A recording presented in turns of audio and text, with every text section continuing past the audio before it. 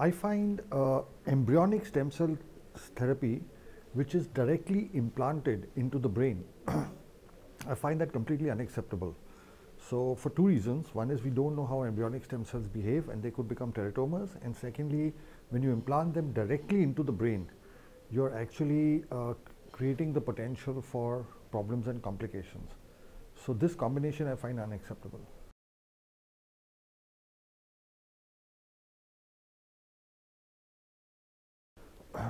They need to develop a space of trust where when there is a researcher or a physician-driven project, it is now generally believed that anybody doing this work is doing it for the wrong reasons.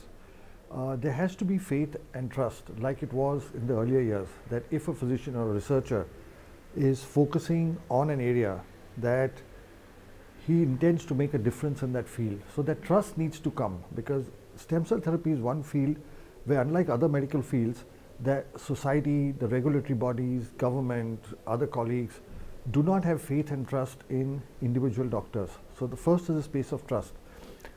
Second is, of course, one would need financial support sometimes from whether it's government organizations or institutes or academics, particularly those people working in academic institutes where this research needs to be funded. And also, apart from the funding, institutes and universities need to focus on building infrastructure. We need to have high quality stem cell laboratories. We need to have better research facilities. We need to be able to pay researchers appropriately. So when you have the right amount, when you have the proper place and you have the proper people and you have the proper protocols, three things: place, people and protocols, then this research will go forward.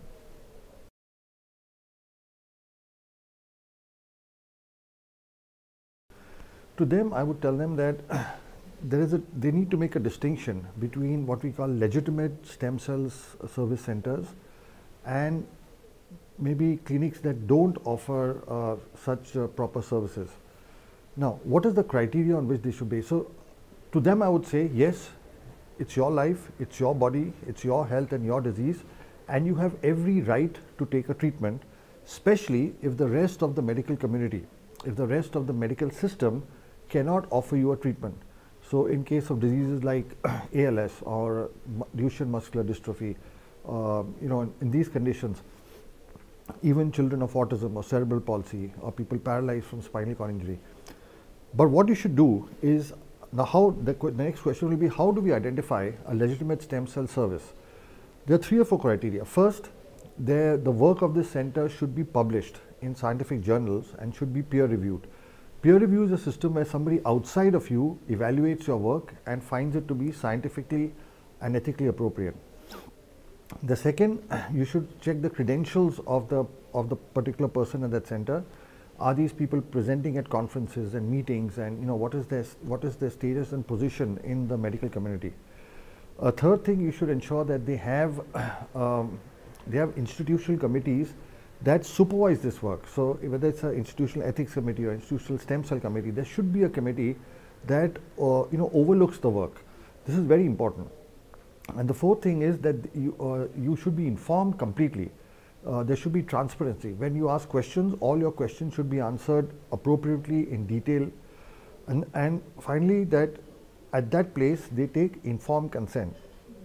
Informed consent is where, in your language, in your simple way, everything is explained to you.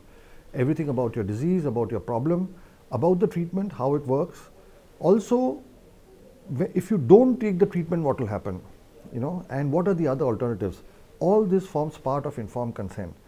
So, in summary, my answer to such patients is yes, please go ahead and take the treatment if you believe that it will help your health, but check the credentials, that is publications, conference presentations, do they take informed consent, and are they honest and transparent with their work?